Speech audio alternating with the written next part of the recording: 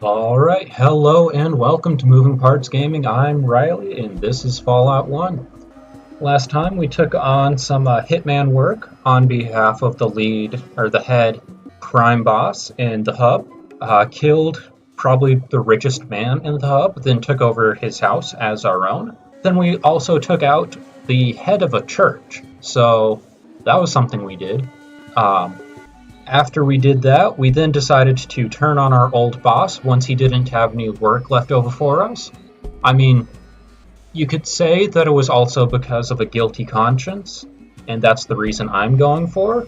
That Fallout Riley had a guilty conscience after having to assassinate basically innocent people. I mean, they probably weren't the nicest people, but they weren't direct threats to us. So we decided to try to turn in Decker, or turn on him and report him to the sheriff. We tried that a few times, but we got hit in the face every time we tried and was instantly killed each time. So I decided that that was a pretty good sign that we didn't want to, that we weren't quite the right level and didn't have the right equipment to be taking on that fight. And I came up with a new plan to take on the main gang of the hub, and take on that big shootout. But it also involves completing a few more other quests. First of which is going to be solving the mystery of the missing Fargo trader caravans. Now, if you remember back a few parts, the last place we left off in that quest line, we talked to Beth over at the guns merchant in the middle of the market district, and she told us to go talk to an old mutant named Harold and maybe talk to someone named Slappy or something like that, and over in the old town. And that's why we are starting out over in the old town. We also found that they were hanging out over in this building over here. See, there is, hold still, that is, yeah, Slappy. And you can kind of peek him through the hole in the ceiling. That is Harold. So let's go ahead and open the door and go say hi to Harold. I want to talk to him first. And then we'll talk to Slappy. Spare change, old friend, old pal? Can you help a poor mutant down on his luck? And I believe this is the first mutant we've seen in the game.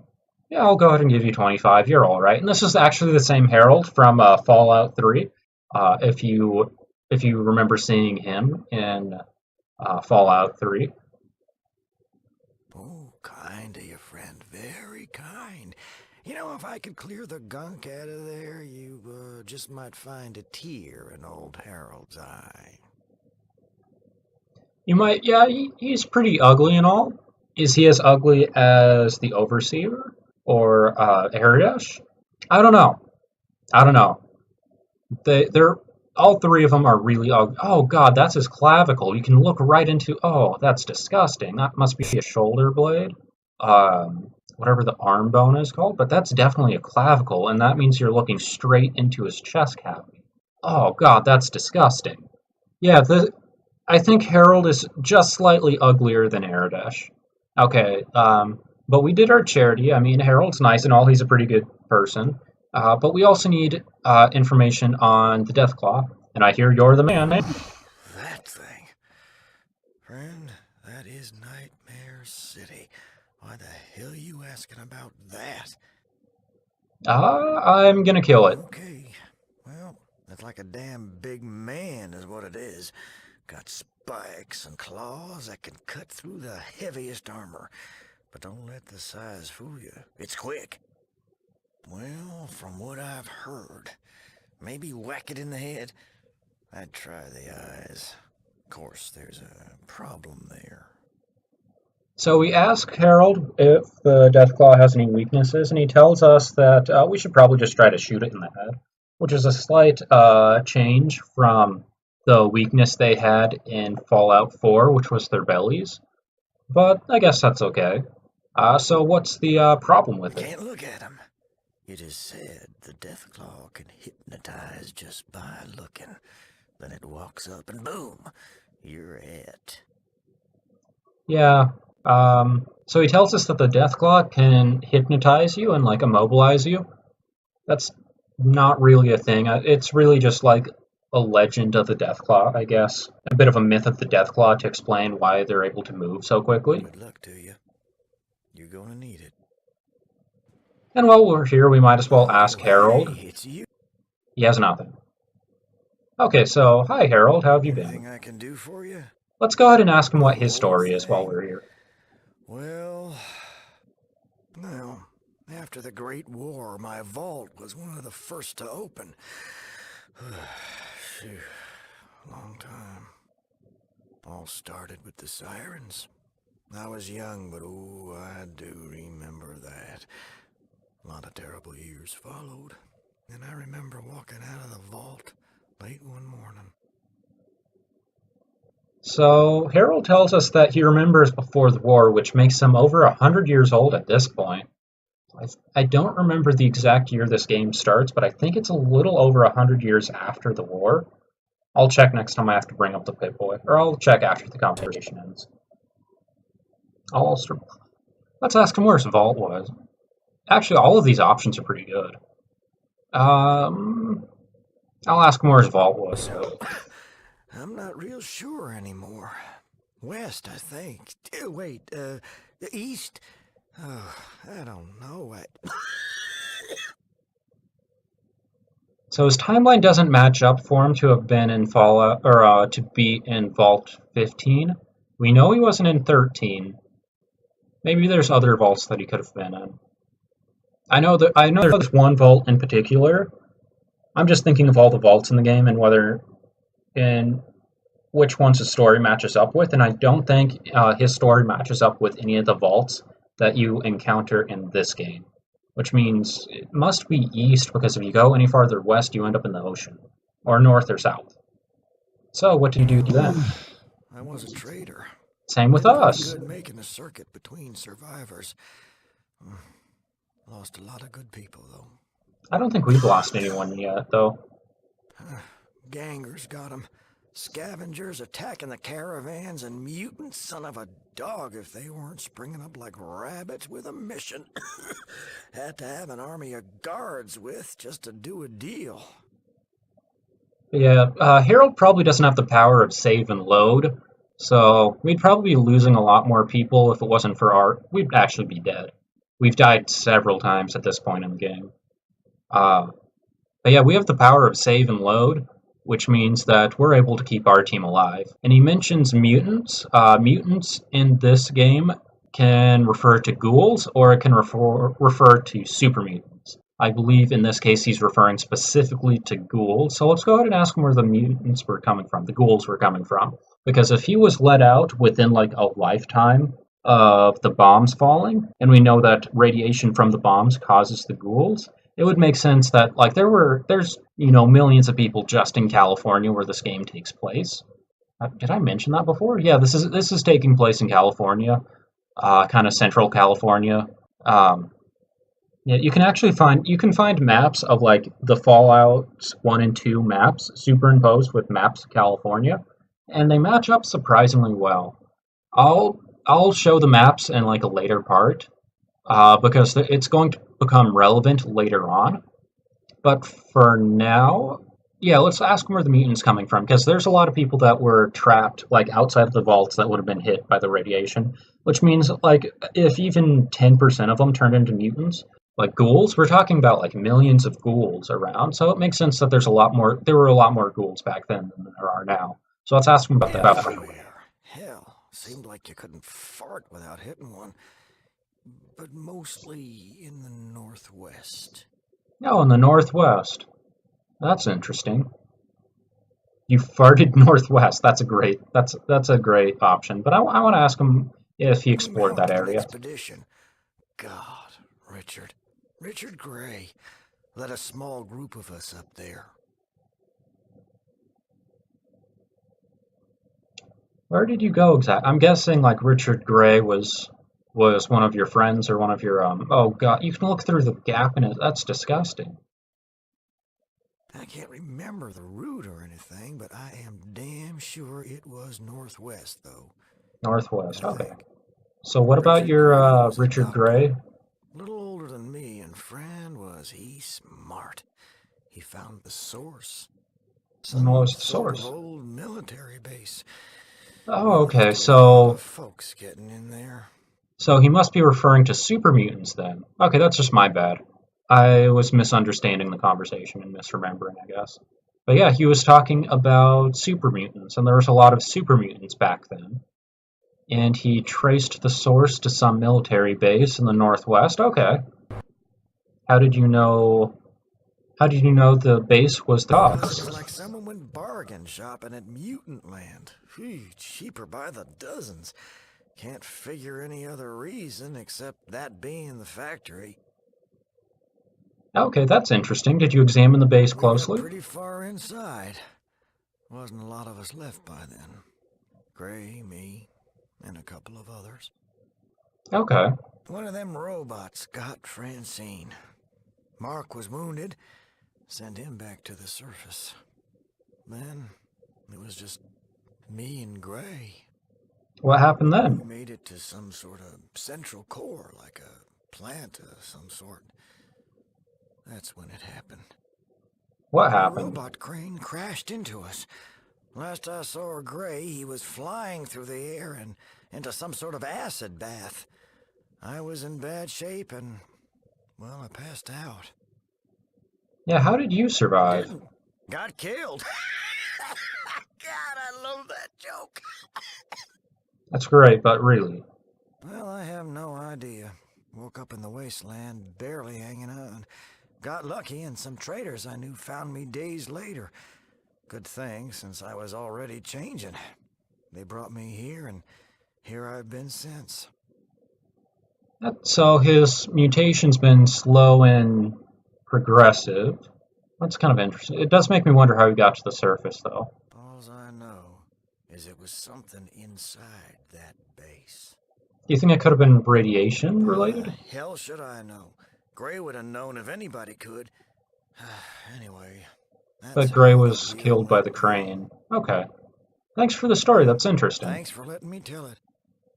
And that's our good friend Harold. We'll later see him. He'll eventually move out east, and we'll find him over in Fallout 3, like 100 years from now. Actually, let's check. The year is there it is. 2162. So the bombs fell October 25th, 2077. So just shy of 100 years. So in a little over 100 years, we'll find him again in Fallout 3, but his mutation will have been a lot more aggressive by that point. So he told us about the Death Claw, and we also know that we need to talk to Slappy about it. So let's go ahead and talk to Slappy. Ooh, pretty stuff. Why is the moon? Yes, indeed, why is the moon? What do you do around here? Do I do? Then you do. Then we all do. Oh, do you barter? You have nothing to barter. Well, I feel pretty comfortable giving you a gun. Do I have any ammo for it, though? I don't think I have any ammo for it. I'll come back with ammo for it later, but I feel pretty comfortable giving you a gun. Now, really, what do you do? Do this, then I do that. You see Harold? Harold's fun. His hair falls out. Falls in the wind. There it goes, wind. Okay, whatever. Okay, but we need to talk to him. So yeah, we need to talk to you, Slappy. Hold still. But first, I'll go ahead and just give you a gun and some ammo. Because you seem like someone who can be trusted with that. There's no reason to do that. I just thought it would be funny to give the crazy guy in town a powerful pistol. Alright, so I talked to Harold. The Deathclaw sounds pretty nasty. What can you tell me about it? Deathclaw, Deathclaw. Come on, what do you know about the Deathclaw? Deathclaw scary. Really scary. Looks neat, though. Wanna see it? You can take me to the Deathclaw? Yeah, Deathclaw, going to see the Deathclaw. Alright, just take me there. And I gain 800 experience points. And he takes off. But that's okay. Oh, what's this? Eggshell. We can go ahead and mouse around. It looks like a lot of eggshells around here. I'm also using my mighty powers of holding down the shift button. I'm not really seeing anything too interesting. But would you look at down there, I think we found the Deathclaw and something weird. Looks like a dying mutant. So we found our target, and there's only one of them in this big cave, so nothing too much to worry about. I'll go ahead and drop a save just in case. But let's go ahead and head in that direction.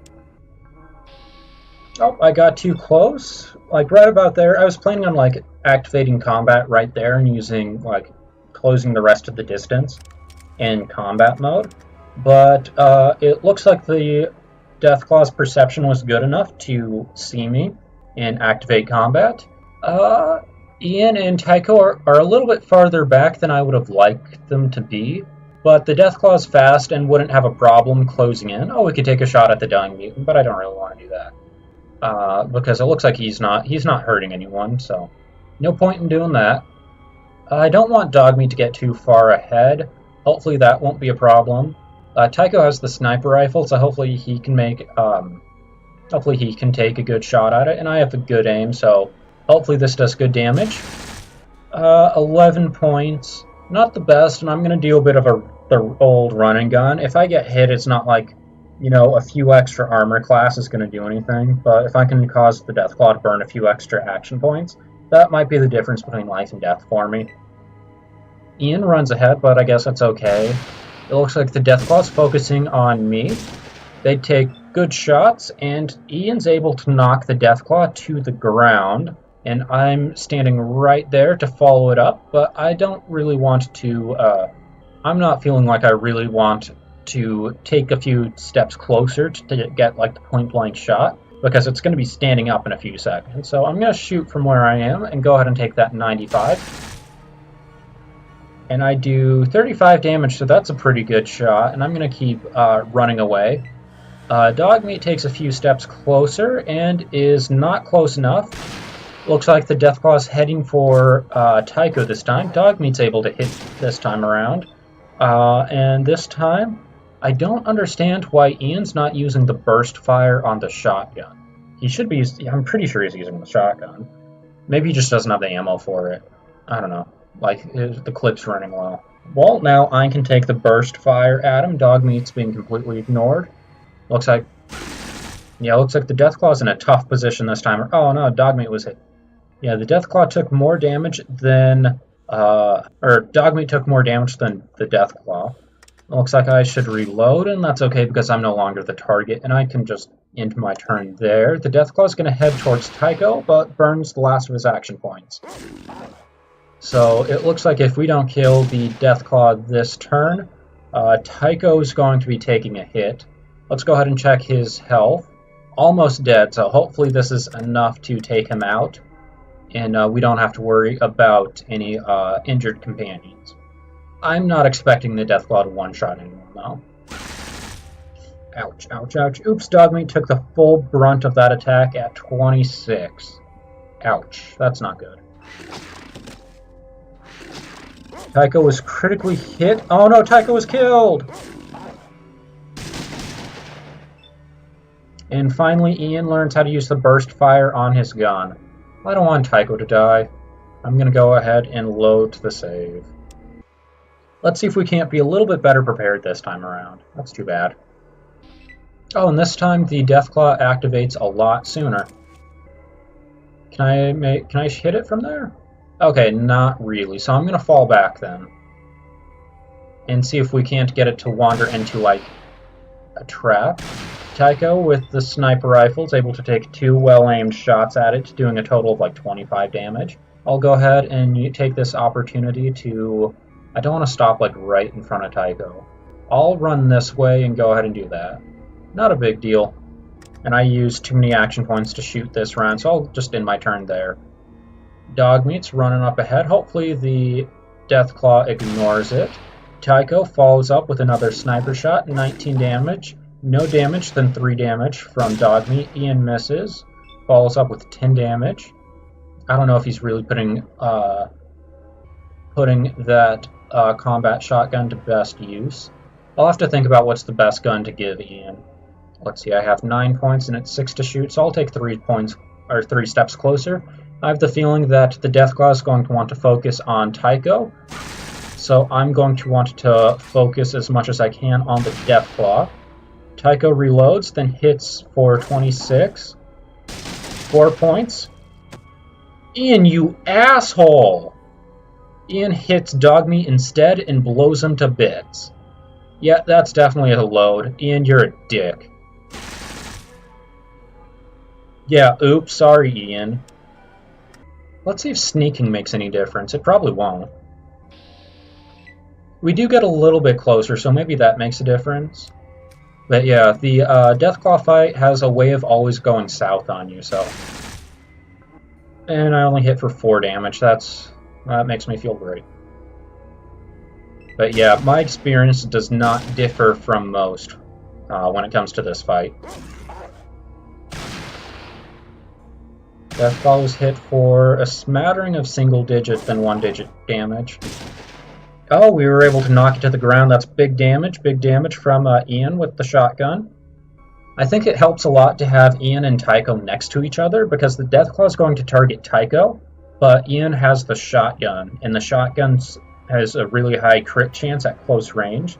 I might as well take 3 steps closer to make sure I'm that much more accurate, then take a burst fire at point blank range. And I managed to hit Tycho and hit Dogmeat, but I also do 67 damage and kill the Deathclaw. If I remember right from the last time I played this game, and that was of course using awareness, because awareness is the #1 perk to take at level 3, the Deathclaw has something like 150 health. So it's really a boss fight. Let's see if... Yep, nothing of interest. And I can go ahead and end combat at this point. And I'll take a second. Oh, that's 1,000 experience points for killing the Deathclaw. And I'll go ahead and take a second before I continue to make sure everyone's health is topped up as well. So I went ahead and used a stim pack on Dogmeat and used a stim pack on Tycho. It's probably not going to make a difference, but just to be safe. And as we get closer to the injured mutant, he starts going on and talking and making noises and stuff. So let's see if we can't talk to him. It was so fast. My brothers were gone. Could not help. Who are you? I can't remember. Was the leader of... It may be my hollow disc. The mutant weakly hands you a bloody hollow disc. Where did you come from? We were scouting for primes. Came from northwest. Who sent you? Father. Where are you, father? Yes, master. And with that, the mutant breathes his last breath and then collapses. But can you barter? This person will not barter. Oh, damn it. Okay. And with that, the super mutant passes away. But before he does that, he hands us a hollow disc. This one in particular being... Does he tell us anything about it? Oh, it tells us that this is the bloody hollow disc with strange markings on it. Okay. Can I search his body? And he has a radio. Interesting. I think we should hold on to that radio just in case. And let's go ahead and use the hollow disc. No, okay. So I went into my inventory and used hollow disc, and we get the text prompt. Super Mutant Radio Transmission Disc. Pip-Boy 2000 displays. Downloading data. Done. Have a nice day, and we get 185 experience points for transferring the data onto the Pip-Boy. So once you use the holodisk in your inventory, go ahead and pop open the Pip-Boy, and its information should appear... There it is. It appears under status. So let's go ahead and look at that. Message sent. Base. This is Scavenger, Team 2. Come in. Over. Message received. We're reading you loud and clear. Go ahead. Over. These are supposed to be mutants talking, but if I tried to keep doing the super mutant voice, it would shred my voice, and I'd have to like stop recording for today. I don't really want to do that, so I'm just going to do it like they were like commandos. Anyways, message sent. We're collecting 4 males, 2 females, and their supplies from the caravan. They're not too badly contaminated. Tell the lieutenant that we're sending them ahead. They might be able to survive the process. We're going to wait here for a few more days and try to intercept another caravan. Over. Message received. Roger that. Were any casualties accrued? Oh, accrued. Were any casualties accrued during the acquisition? Over. Message sent. Negative. Another clean sweep. Base. Also tell Scavenger Team 1 that we've run across the same problem that they had. One of our scouts did not return from the perimeter patrol. A few of the other scouts reported that there was something big and fast seen near our camp last night. I'll be checking out for it personally at 600 hours tomorrow morning. Over. Message received. Copy that. We'll be awaiting your report. If possible, try to capture it. The Master would be very pleased. Over. So I'd suspect that our dead friend here was likely the person sending the message in this conversation, talking to some base somewhere. But it looks like the mutants. It looks like the mutants were ambushing caravans and sending the survivors to some base of theirs, while the Deathclaw was stalking them and was taking them out. And it looks like when it was this guy's turn to go on scouting duty, that was when the Deathclaw took him out. Or what was it? I'll be checking it out personally. So it looks like he probably wandered into this cave trying to kill the Deathclaw, and the Deathclaw killed him. Or he tried to capture it and it killed him. Interesting. So, could the base be the same military base that Harold was talking about? I suspect that Harold's mutants and these mutants were the same. So that's interesting. That will all be good information to have. And it does mean that we are able to prove to... what was his name? I forgot his name. We can go prove to the Fargo trader guy that we took care of whatever was killing the... Well, did we, though? We killed the Deathclaw, but we didn't kill the super mutants that were ambushing the traitors. So if anything, the ambushes should get worse because we killed the thing that was killing them. No, we killed the thing that was killing the things that was killing them. So, like, they were getting attacked by rabbits, and we took out the wolf. So that means that there should be more rabbits to attack the garden. Anyways, we'll say that we did our mission correctly. There's really no way to, like, take care of the raiders, to take care of the mutants, I guess. So I'll just go ahead and see if we can't get past what's-his-face and talk to him. Well, I found out who's taking the caravans. Really? Who? It's these big mutant guys. What would mutants want with our caravans? I don't know, but they seem to be taking the humans prisoner. Do I look a crate shy of a load? Did you even see the Deathclaw? I killed the Deathclaw, but I'm telling you, it wasn't the Deathclaw. So it wasn't the Deathclaw. But what would the mutants in Old Town want with our caravans? Unless it's some kind of conspiracy. There's no option here that doesn't call what's-his-face dumb. The first one basically explains what we just read. The second one says like the same thing, but it's a little bit shorter and claims that there's an army, and we don't really know that there's an army. And then we can just say, you are really stupid, aren't you? You're not listening. So I kind of like this option because all of it's true. We are like, it's all true and it's all verified by the holodisc we found. The Master? He's more of a myth than the Deathclaw. You don't think he's real, do you? So we can kind of go along with the myth and pretend he's a boogeyman. It'd be interesting to see what his response is, but I want to just go ahead and say, like, I'm not sure, but I intend to find out, because I don't want to mess up this conversation train. Dunnan, yeah, you do that. I need to talk to the committee. They'll know what to do. Now get out. I got a lot to do, okay? Oh, you should be able to barter with you, right? Oh, you don't have a whole lot of caps. That's too bad. But okay, yeah, that's fine. Make it quick. But yeah, before we go on, what about that reward? Go talk to Rutger. He can tell Rutger, you more about okay. that crap. So yeah, we kind of freaked out. What's his name? Oh yeah, Butch. So we told Butch about everything that's going on, and turns out he's in way over his head. But we found out where the caravans were going. Like, we gave him information about what was happening to him. We didn't stop what was happening to him. But, knowing's half the battle, I guess. And if I remember right, that was the condition for completing the quest. Like, he The job was to find information, not stop the source, I guess. And we found information, so job complete. So let's go ahead and talk to Rutger. I found out what was happening to the missing caravans. I didn't do anything to stop it, but I did find out what was happening to them. The mutants destroyed our caravans. That's almost as good as the one about the Deathclaw. I'm not joking, I found the Deathclaw and killed it. But I also found this holodisk that explains exactly what was going on. Hey, I know how to use one of those.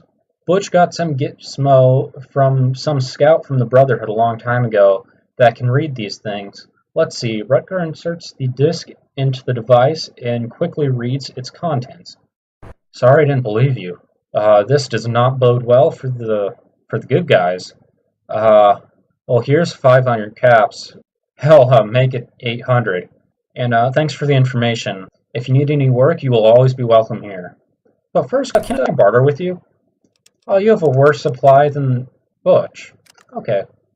Thanks, it's nice to know we have, I guess you could call them friends here. It's nice to know these guys are the good guys.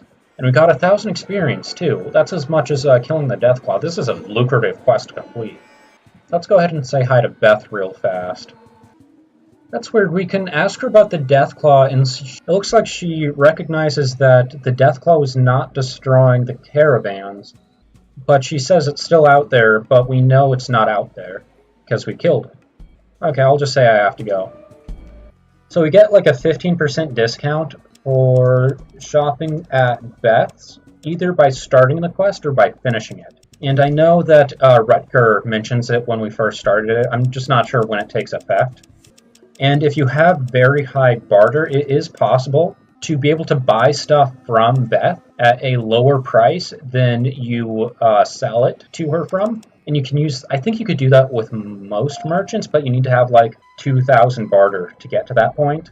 But it is possible to buy stuff from merchants at a lower price than you sell it to them from. At that point, you just get everything for free that a merchant can give you, I guess. Because that's unlimited. Well, the only limit on the number of caps you get is the number in their inventory. And also everything in their inventory, too. You get that as well. But yeah, it looks like there's nothing more to talk to Beth about. Okay, thanks. Huh, that's funny. If you try to talk to Sid, the bodyguard over here, he normally makes some kind of crude joke about Beth, and then Beth yells over with a hostile red text, telling Sid to shut up, and it cycles through. Yeah, in rumor mill, that's funny. And it cycles through a few different ones, and you get kind of this witty banter between them. That's funny. So I'm back in the Old Town section of the hub, and we've solved the mystery of the missing caravans, but it seems to have brought up more questions than it's answered. Include us into probably a greater mystery that seems to threaten the rest of the wastes. But we've resolved at least this segment of that quest. So that's kind of it for the mystery for now. I wouldn't be surprised if it comes back to be relevant again later on in later towns. But for now, let's just focus on stuff we can deal with in the hub. And before we try to do anything else, remember that building that we got kicked out of? And I don't mean the one that, I don't mean this one over here that killed us as soon as we opened the door, but the one that kind of stopped us with the conversation. Let's go try to talk to them again and see what happens. Who the hell are you and what the fuck are you doing in my place? Who are you? Name's Vance, that's all you need to know. Can I get you anything? How should I know if you don't tell me what you're selling? If you don't know already, you shouldn't be here. Now leave. I go wherever I damn well please. Go to hell. And Vance kicks us in the face, but now it's our turn. And we're armed with more than just a boot. So it does look like we are going to be fighting Vance and his two bodyguards. Well, I guess they're thugs. The thugs seem to be armed with sledgehammers, so we don't want to get too close to them. And Vance seems to be unarmed. I'm standing right in the doorway, so I want to get out of the doorway to let my companions get through. I was thinking about taking a step backwards. Oh, looks like there's a few people hanging out back here. Okay. Yeah, I was thinking about taking a step backwards, but then the companions would flood through and I'd get locked out. So I think I'm going to take 3 steps to the side and then use my remaining points to unload on, do I want to take a shot at Vance or do I want to take a shot at this guy? This guy's probably the bigger threat, honestly. And I do 15, even though I'm not skilled in this weapon. Dogmeat runs through, takes a bite out of Vance, and knocks him to the ground. Yeah, just knocks him to the ground. I get smashed in the face, but that only does 4 points of damage. Vance gets up, punches Tycho. I get hit again for 3. Ouch, I get knocked back with the sledgehammer. Meanwhile, the companions are focused on blowing away Vance, and it looks like these guys have really high sequence because I just keep getting pummeled by the sledgehammer. Ouch. Looks like Ian decides to do a burst fire with the combat shotgun, and Dogmeat gets caught in the crossfire, and it does as much damage to Dogmeat as it does the thug. Now it's my turn. I'm going to aim for the guy on the right. I should really heal. Yeah, I can heal and be alright. And still have points left over to keep shooting, so I'll do that. I'll heal myself, and then switch back to the gun, and I'll use the gun on the guy to the right, and hopefully catch the guy on the left in the crossfire. Oh, am I out of action points? I have 9 though, don't I? Oh, I must have been knocked to the ground. That explains it. Yeah, if you have to spend you spend action points to get up off the ground. That's too bad. In that case, I'll use the remaining points to run away. And I get hit again. That does 3 points of damage. But it does break up that grouping and gets Dogmeat out of the crossfire, at least for 1 burst. And Ian takes a single shot. Tycho also took a single shot and was able to kill the thug. How does the thug look? Severely wounded, so I should really stick to burst fire on him. And I'll go ahead and do that. And blow him away. And I don't have to worry about Dogmeat getting caught in the crossfire on that one. And I believe that's everyone. I don't think the junkies hanging out back here are really going to get involved. So I'll go ahead and end my turn. And yeah, that's it for the hostiles, so I can end combat there. And I earn 195 experience for finishing a fight that didn't put up much of a fight. And I'll go ahead and use a stim pack to heal Dogmeat as well. So Dogmeat's back to just being wounded, and I'll go ahead and check the bodies real fast. So the 2 guards were armed with 2 stim packs each and sledgehammers and different types of armor. Oh, looks like that's too heavy. But what's more important is that we go over and loot Lance's body. Now it turns out that Mr. Lance over here is a chems dealer. He's actually one of the other merchants that you can get in the hub. And if you remember Lenny over in the merchant district, if we had purchased information from Lenny about a secret merchant, he would have tipped us off to go over to talk to Lance, and Lance would have sold us plenty of drugs. We also had a speech check we could have done where if you remember back where during that conversation, I had plenty of options to kind of de-escalate the situation. I could have talked Vance around into being okay with me. However, I actually really prefer this method of finishing this quest, or this isn't even a quest actually, of finishing this situation, because look, you get his full inventory of drugs.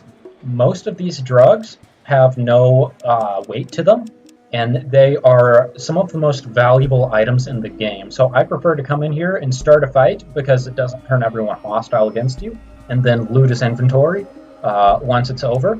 And if I didn't have the whole Wasteland's worth of caps, I do now, because selling this stuff is going to give us more than enough caps to coast through the rest of the game more than comfortable. Of course, I'm going to have to do some inventory finagling to make sure I can carry all of this. So I'll go ahead and do that and meet back up with you in a few minutes. Some inventory management later, and I'm back in the merchant district with a drug dealer's inventory's worth of supplies. Now, I guess there's 2 ways to cut what just happened. I mean, I killed a dangerous drug dealer and took him off the streets. However, I only did that so I could then go sell those drugs on the same streets. I'm pretty sure we're supposed to be the good guys. I don't know. But yeah, while we're here, I might as well point out this is this shifty-looking character is what's his name? Lenny. This is the guy we could have paid a few 100 caps to, and he would have given us information. Let's see. Can I still get the conversation from him? Yeah, if we asked him, let's keep going down this train. Yeah, he says that if you need special things to fix, basically alluding to drugs, you need a special invite, which is basically what happened with that conversation with Vance. We didn't have an invite, and he asks for 1,000 caps. That's really expensive. How about you give... Oh, his name's Lemmy, not why, I don't even care. How about you just give it for me for free, seeing how Vance is dead? I'm not paying for it. Regardless, I'm not paying for it. Trying to intimidate old Lemmy? Well, I's not afraid of the likes of you. I'll just be seeing you around. Okay. It doesn't matter. He doesn't give you any useful information other than the invite to go talk to Vance. But if you have good speech or you have good... What's the other one? If you have good speech or you have good charisma, you can talk your way into Vance. Or you can just kill him like I did and get us full inventory. Either way, it's not a difficult fight, so it's up to you.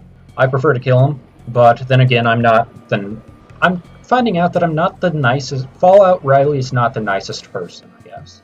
But either way, I'm going to say that this makes it an episode. Next time, I think we promised Erwin that we were going to deal with this little raider problem. So I think that's a good place to pick up next time. But until then, I'm Riley with Moving Parts Gaming, and this has been Fallout 1. Stay tuned, and I'll catch you next time. All right.